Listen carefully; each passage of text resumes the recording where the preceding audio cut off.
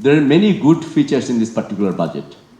Business people, they have mentioned, and I congratulate the finance minister for undertaking at least one critical reform measures, and that should give him a lot of credit, which is to regularize the source taxation process, as an advanced income tax.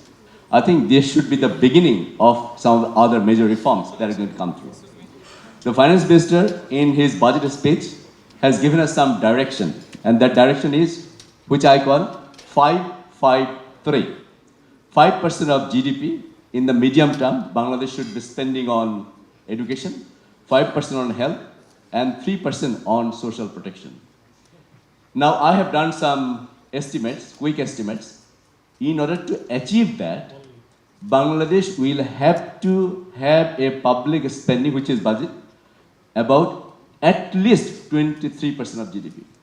We are currently at 13% of GDP. So I think we need to work out how we are going to achieve this with our tax GDP ratio of only about 6.5%. So that's one issue. Family card is another great, and perhaps I did all the calculations on the impact of family card, and I'm glad to say that if the government can implement the family card genuinely, by genuinely I mean bringing the poor people under it coverage, the genuine poor people, then poverty reduction in Bangladesh will happen by 7 percentage points when all poor people are brought under the family card initiative. And this is because currently, as per the BBS, the last time they did the poverty survey, that was in 2022, they estimated that total poor is 18.7% of the population.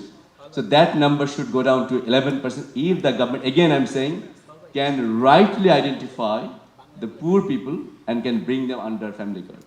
But having said that, I must also mention, this is such a popular policy initiative, but we know that popular policy can also be tremendously unpopular if there is going to be flaw in implementation. And the record that we have in Bangladesh, as Famidapa rightly pointed out in her presentation, lots of inclusion and exclusion errors. So for the finance minister and I think all of us, we need to think about how we're going to make this family card initiative really, really effective.